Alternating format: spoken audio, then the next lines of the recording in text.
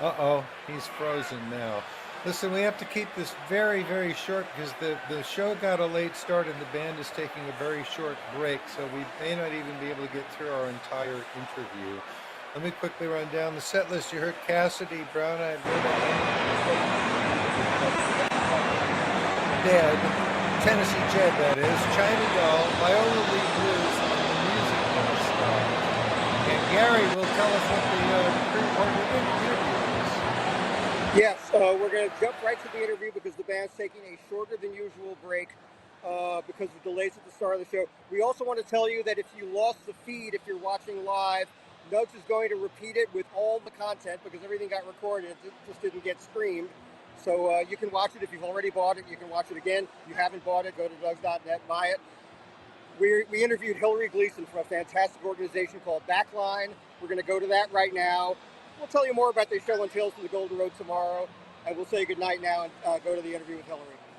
Right on. One of the things we most like doing here on Dead Air is calling your attention to organizations that are working to make our community a better place. And we're certainly going to be talking about one of them today. Joining us is the co-founder and executive director of Backline, which is an organization that provides access to mental health and wellness resources for music industry professionals. So please welcome our friend, Hilary Gleason. Hi, Hilary. Hi, Gary. Thank you so much for having me today. David, nice to see you too. Very nice to meet you, and thank you for doing this very important thing. Having worked in the music industry for decades, Gary and I are both very well aware of the mental health challenges that it presents. Yes, indeed. And also the lack of resources that many people in the music industry often have to such resources. And that's the real important thing. And it's the service that Backline provides so crucially. Why don't you give us a little quick summary of the genesis of the organization, how you came to be involved, and exactly what Backline does? Sure. Backline launched in October of 2019. I co-founded it with 8 other individuals from across the music industry and the mental health care space. All of us knew people that were struggling with mental health challenges. Many of us had struggled with them ourselves, and we became acutely aware of the lack of resources in the summer of 2019, following the loss of 2 of our community members and amazing musicians, Jeff Austin from the Yonder Mountain String Band and Neil Casal of Circles Around the Sun, and many other Grateful Dead adjacent projects. Amazing musicians with amazing talent that were unfortunately lost too soon. And many of us across the music industry were grieving those losses and also struggling to understand, how they had come to happen and what we could do to change the path moving forward. And I have a background in global health nonprofits. I have worked a lot internationally and was at Global Citizen for 4 years, which is an advocacy nonprofit, most famous for its Global Citizen Festival in Central Park. And so I have been working in the nonprofit space for a long time. And as we started to talk about, the better avenues that we could think of and imagine building for the music industry, it became clear that we needed to build these avenues ourselves.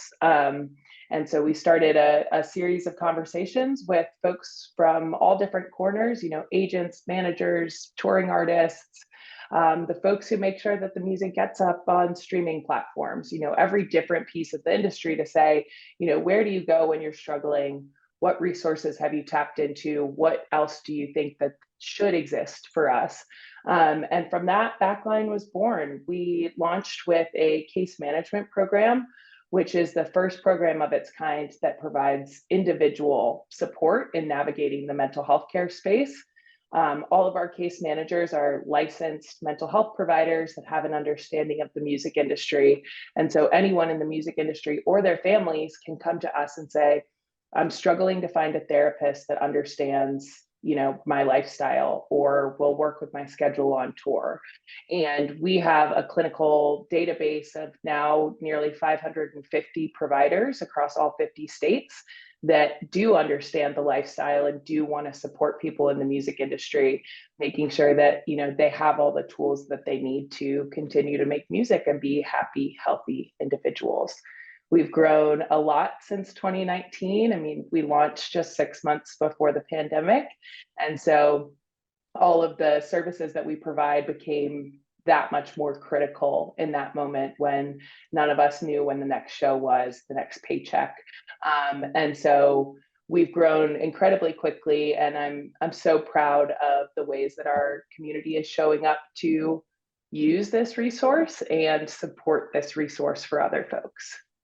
Yeah, I was going to say, I figured you would bring up the pandemic because it proved that the creation of Backline was prescient in a way that you almost couldn't have imagined.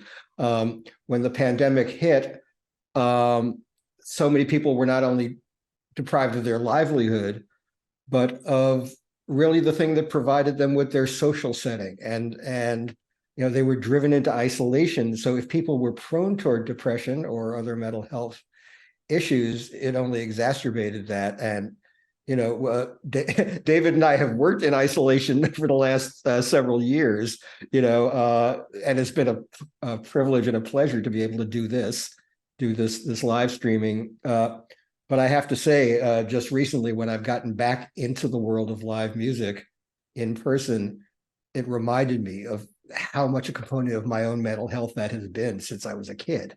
It provided so much of my social life and so much of my inspiration, and being deprived of that and being isolated, even to the more privileged extent that I was profound. So I know that for people who lost their jobs and or were laid off for indefinite periods or whatever, that had to have a terrible effect on their mental well-being. Yeah, we internally at Backline talked about touch of gray a lot during those moments, because for us as an organization, we feel so grateful that we had already built the infrastructure to meet the need. I mean, our crystal ball was working really well to know, how important this was going to become. And so the organization really thrived in the beginning of the pandemic in a lot of ways where more folks were using it. We got proof of concept, pretty quickly for an organization. We also lost all of our revenue streams. At that point, we were tied into bands and the music industry as one of the ways we were going to make money to support this nonprofit. And so when shows went away, we were, struggling to figure out where that fundraising revenue is going to come from. And the music community and fans really showed up for us in that moment. Many fans were giving us their monthly concert budget to make sure that the artists and the crew and everyone who is responsible for making the music happen had these resources so that they're going to be there on the other side of the pandemic, ready to make music again. And so all of a sudden, our grassroots fundraising just shot through the roof, and fans continue to give to us on a monthly basis, knowing how important this is to powering the live music industry. So it's been both like a beautiful thing, what happened during the pandemic, and it was also, of course, extremely challenging. And we try to see both sides of that because that's really the human experience, right? And that's a lot of what we're trying to normalize at Backline, is that there are these high highs and low lows, and we want you to be able to make it through both of those and feel some sense of balance and normalcy in that. Wonderful. That's great. Yeah. And, people, I think, don't have a really accurate idea of what it's like to be a rank and file, work in the music business. I think the music business has enormous amounts of money around it, obviously, and people think it's all prosperity and success and limos and private jets and all that. But the average worker in the music industry often doesn't have access to insurance resources and health resources in general. There's a lot of financial challenge that goes into that work, and especially the people who are not out there on stage, people behind the scenes, are constantly diving for every crumb off the table. So something like Backline becomes even more essential to the workers like that. Yeah, crew, are one of the most important parts of the music industry. And I think it's not shouted out enough, to say, hey, this show wouldn't be happening, this album wouldn't be made, all of these pieces that you don't see are really what brings it to you. And I first and foremost am a live music fan. And so powering, the people who allow me to have these magical, wonderful experiences that, like you said, Gary, sustain my mental health, and improve it is really, really critical. And I think, we're still one of the least insured industries. And unfortunately, I think crew people can feel that they're disposable within the sort of large organization. You're not the name that is taking the stage every night that people are coming to see. And so it can be harder in that position to express mental health challenges to the people that you work for, because there is fear that you will be seen as not strong enough to continue on the tour. And so a lot of what we're doing at Backline is giving you a place to have those conversations that doesn't jeopardize your job, right? You don't have to tell your employer that you're looking for a therapist or that you need money to pay for one. You can come to Backline and we'll figure that out with you so that you can continue to do the work that you love. And I think a lot of what we're still seeing in the industry is stigma. It's easier maybe for an artist to go on social media and say, I'm having a hard time, and they get all of the love in the world from their fans. But as a crew person or an assistant sitting in an office somewhere, you don't get that kind of like recognition and support. And so the stigma still exists in so many layers of the music industry. And we recognize that might not be something that we can tackle, or change fully. And so part of the important thing is just making sure that there are ways to get help without, falling prey to, I can't tell this person, or I'm still stigmatized within my own group. So I have a couple questions for you. First of all, who is eligible for this and how do they get in touch? And secondly, how can people contribute, people like me who want to just help?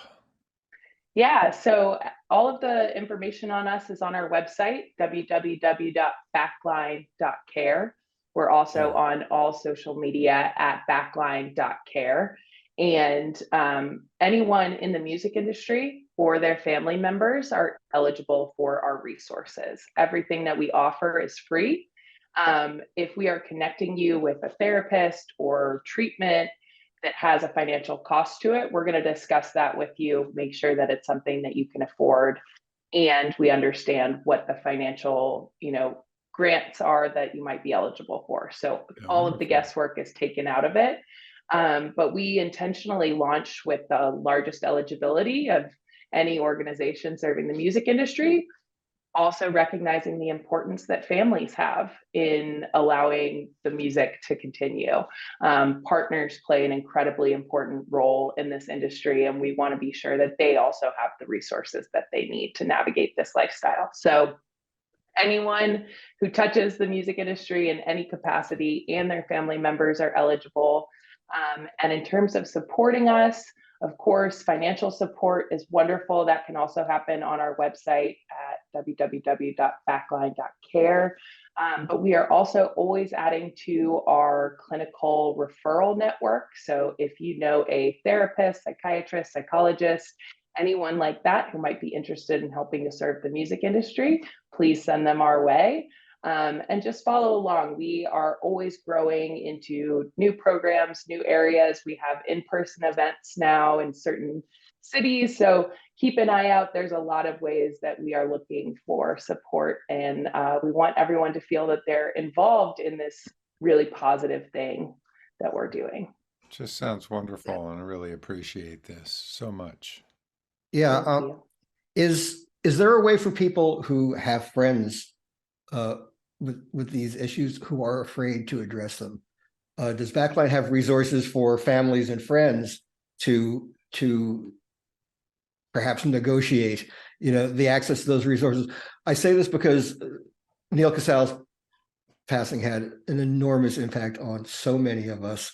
I didn't know Neil really well. I knew him a little and liked him so much. I know how loved he was, how respected he was, how much support he had from the community. And only people who were very close to him could see any signs whatsoever. I saw Neil the last day he played at Locken, and he was gone 2 days later. And I said, I couldn't have had any idea. But for the people who do have an inkling, are there ways to get through to their friends and say, look, you should not be stigmatized by this. Admitting to mental health problems is not a weakness. I think that's very common, not just in the music industry, but in society, that people think that something diminishes them if they admit to these issues. Definitely. I think those conversations are still challenging in so many ways, depending on the situation. But one of the best things that you can do is open up that conversation, right? Oftentimes people just want to be seen and heard. Now that Backline exists, it's what we're hearing from folks in the music industry is that it's easier than ever to have these conversations, because you don't have to have the full script to have the conversation. You can say, hey, have you checked out Backline? Here's the information, right? And sort of pointing them in the right direction. It also is designed to, take away the financial burden, the navigation of the health system, all of those things. I will say, if you have questions about how to, approach this with people in your life, there are a ton of great resources online. The National Alliance on Mental Illness, NAMI, has a great resource for conversation starters. And of course, if you're talking about somebody in the music industry, you can always shoot us an email, hello@backline.care, or go through our case management process. And we can provide you with more tips, tools, and resources to have those conversations in a way that you feel confident. That's great. Well, and I know you've also established some partnerships with people in the live music industry. I know Dayglow Productions is a partner of yours, Pete Shapiro's organization. So, if you are a worker in the business, you should know that you can connect with Backline, and you'll have the support of the people who run the shows. Yeah, Shapiro is a great call out here. I love to tell the story that when we were talking about Backline, we actually took a meeting in his office. We didn't have a name for the organization. We didn't know we were going to be a nonprofit, but he poked his head in and he said, hey, I heard what you're working on. Great job. How can I help? That's the perfect question, when somebody is building something like this, because there were so many ways that we needed his help. And he came back about 5 minutes later with a number for a check that he was going to write before we knew that we were going to build this. And his support, I think a lot of that came from producing Lock-In, and the feeling that we all had leaving Lock-In and having lost Neil, but also from being in the industry for so long and recognizing what an important aspect mental health is to a thriving music industry. We've had a couple of amazing other supporters, go above and beyond. And I also want to shout out Goose, who has started to do $1 per ticket on all of their shows this year to support Backline. And we've built a new program where bands can actually give $1 per ticket and earmark some of those funds to pay for the mental health care costs for their band and crew. So kind of taking care of your nuclear family first, and also supporting the health of everyone else in the industry. So we're very grateful for Goose. They're obviously on a huge run right now. So that's been incredibly supportive to us. I mean, Dead & Company has been so amazing. Activist has been a supporter since day one. You might see a picture of O'Teal in his Backline t-shirt sometimes. People have really showed up for us and said, hey, this is something that needs to exist in the long term. And that belief has spurred us to do so much. So it's really a beautiful, beautiful community that we're building around something that used to be harder to talk about. And I think that's part of the fun in it too, is saying, hey, we're all human and we all struggle, but we can also be part of this positive momentum towards making sure that nobody struggles so far off the path. That's really wonderful. We are out of time. We have to go back to the stage so the Dead and Company could do their second set, but it has been really, really wonderful talking with you and learning about what you're doing. As I say, Gary and I are both musicians, and we've both been in the music business for a really long time, and I can attest to the value of what you're offering because I know so many people that can be helped by it just off the top of my head. So go get them, and thank you. Right. And Hilary, as I mentioned, getting back into live music has been one of the more joyous aspects of my life recently. And running into you at places like the Skull and Roses Festival or GOB's show the other night in Chicago. So may we have many other encounters in the midst of this beautiful community we're all part of. Thank you so much for joining us. Thank you so much for having me.